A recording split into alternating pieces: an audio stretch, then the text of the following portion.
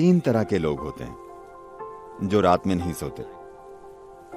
एक रोगी रात में नहीं सोता। रोगी का मतलब है बीमार इंसान, क्योंकि वो सो नहीं पाता। एक भोगी रात में नहीं सोता। एक सुख खोजने वाला रात में नहीं सोता, क्योंकि उसके कामों के लिए रात मददगार होती है। एक योगी भी रात में नहीं सोता, क्योंकि उसके लिए भी रात बहुत सहायक होती है। आप इनमें से क्या हैं, आप तय कर सकती हैं, मैं कुछ नहीं कहूंगा। रात में क्या खास होता है? देखिए, रोशनी। हमारे लिए रोशनी इसलिए कीमती है क्योंकि हमारी आंखें एक खास तरह से बनी हुई हैं।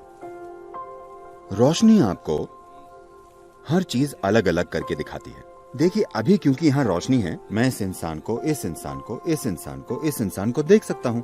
मान लीजिए लाइट चली गई और अंधेरा हो गया, मैं बस लोगों के झुंड को देख पाऊंगा। मैं इस इंसान को, इस इंसान को, इस इंसान को नहीं देख पाऊंगा। तो रात में कुछ ऐसा है कि रात में सीमाएं थोड़ी धुंधली हो जाती हैं। तो योग के लिए, सेक्सुअलिटी के लिए, दोस्ती के लिए, नजदीकियां, पढ़ाई, फोकस, इन सभी चीजों के लिए रात ज्यादा सहायक लगती है, क्योंकि रात में आपके और दूसरे के बीच का अंतर कम हो जाता है। सिर्फ इसलिए क्योंकि हमारी आंखें इस तरह से काम करती हैं, जहां रोशनी ना हो वहां हमारे अनुभव में हर चीज मिलकर एक हो जाती है। तो एक योगी, एक भोगी और एक रोगी, ये तीनों रात का इस्तेमाल करते हैं। आप भी इसका इस्तेमाल कर सकती हैं। इसमें कोई समस्या नहीं है, जब तक कि आप क्लास में सोती ना हो। अगर आप क्लास में नहीं सोती तो ये चलेगा, इसमें कुछ गलत नहीं है। लेकिन आप इसे आजमा कर देखिए। क्या मैं कुछ साझा कर सकता हूं? मैं कुछ ऐसा था। जब मैं सोता था, मेरा स्कूल आमतौर पर सुबह 8:30 का होता था। 6:45 से मेरी मां और मेरी बहनें मुझे जगाना शुरू कर देती थी। बहुत सी चीजें करनी पड़ती थी। वे मुझे बिस्तर पर उठाकर बैठा देती थी। वे आकर मेरी बाह मरोड़ती थी, ये करती थी, वो करती थी। मेरी मां ये नरमी से करती थी, मेरी बहनें सख्ती से करती थी।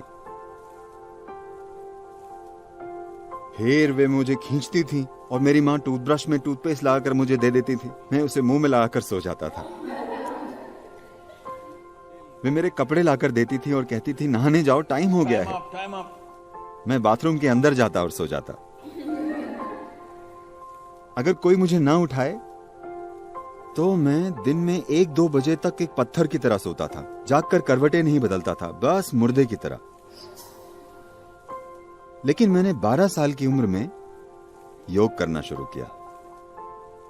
शायद 8 या 9 महीनों के बाद, उसके बाद चाहे जिस भी जगह पर होने पर, चाहे कहीं भी होने पर, चाहे जो टाइम जोन हो, रोज मैं अलग टाइम जोन में होता हूं, लेकिन मैं सुबह 3:35, 3:40 पर जाग जाता हूं, क्योंकि उस वक्त प्रकृति में कुछ बदलाव होते हैं। मेरा शरीर बस जाग जाता है। अगर मैं चाहूं, मैं उठकर जो करना चाहूं कर सकता हूं। अगर मैं ना चाहूं तो मैं थोड़ा और सो सकता हूं, लेकिन शरीर हमेशा जाग जाता है। तो आपको सिस्टम में थोड़ी संवेदनशीलता लानी होती है। देखिए, आप इस धरती के अंश हैं, हाँ या ना? कोई इंसान अपने बारे में कुछ भी बकवास सोचे, लेकिन हम सब इस धरती से पॉपअप हुए हैं। आपने कंप्यूटर स्क्रीन पर पॉपअप देखे? पॉप अप, हाँ? आप बस पॉपअप हैं। आप गायब हो जाएंगे। आपको विश्वास नहीं होता कि आप चले जाएंगे। हाँ, मैं चला जाऊंगा? हाँ, वे सारे चतुर लोग, अनगिनत लोग जो इस धरती पर आपसे और मुझसे पहले घूमते थे, वे अब कहां हैं? नामो निशान नहीं है, सब मिट्टी हो गए। क्या ऐसा नहीं है? क्या वे पॉपअप नहीं थे? क्या आप पॉपअप नहीं है? पुप। आपको लग सकता है कि आपका जीवन शानदार है, वगैरह वगैरह। जहां तक धरती का सवाल है, वो बस अपनी मिट्टी को रिसाइकिल कर रही है। आपको उछालती है और फिर वापस खींच लेती है, उछालती है और फिर खींच लेती है। तो इस जरा से पॉपअप में अहम चीज और सबसे अहम चीज ये है कि आप अपने भीतर संवेदनशीलता लाएं। ऐसी संवेदनशीलता कि जीवन का हर आयाम आपके अनुभव में आ जाए। इससे पहले कि आप मर जाएं, क्या यह महत्वपूर्ण नहीं है कि आप इस जीवन को हर संभव स्तर पर अनुभव करें, है ना? हाँ, है ना? अनुभव का मतलब है लोग सोचते हैं हमें हर दिन पार्टी करना है। नहीं नहीं, एक ही चीज आप कितनी बार करेंगे? इंसान के जीवन में खोजने के लिए बहुत कुछ है। आपको संवेदनशील होना होगा। संवेदनशील से मेरा मतलब है, क्योंकि इस शब्द का एक गलत तरीके से इस्तेमाल किया जाता है।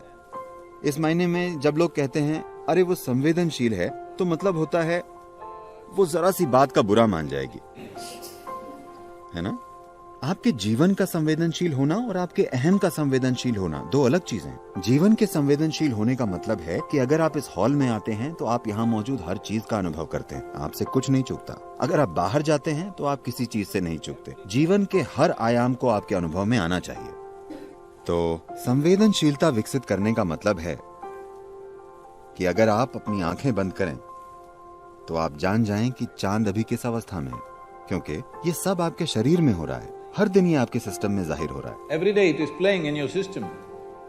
Do you see if it's a full moon or a new moon, the entire ocean is coming up? क्या आपने ध्यान दिया है कि अगर पूर्णिमा या अमावस्या हो तो पूरा समुद्र उछलता है, ज्वार भाटा आता है ना? आप कभी समुद्र तट पर गए हैं या नहीं जाते? आप जाते हैं? लहरें उठती हैं। Yes. पूरा समुद्र ऊपर उठने की कोशिश कर रहा है। आपके शरीर का 72% पानी है। आपको लगता है कि कुछ नहीं उठता? ये उठता है। सूरज और चंद्रमा की हर स्थिति और कई चीजें जो धरती के साथ हो रही हैं, वो आपके साथ भी हो रही हैं। आपके जीवन को संवेदनशील बनना चाहिए, तभी आप जानेंगे कि आपके जीवन के हर पहलू को कैसे संभालें। संवेदनशील अहम मत बनाइए, अपने सामाजिक पहलू को संवेदनशील मत बनाइए। अगर आपके भीतर का जीवन संवेदनशील बन जाए और इस जीवन के साथ जो हो रहा है, अगर वो एक चीज आप जानते हैं, तो आप देखेंगे कि आपका जीपीएस ऑन हो गया है। तब कोई समस्या नहीं होगी, आप कभी खोएंगे नहीं। इससे कोई फर्क नहीं पड़ता कि कौन क्या कहता है, आप कैसे हालात में पहुंच गए हैं, आप कभी भटकेंगे नहीं, क्योंकि आपका जीवन संवेदनशील है।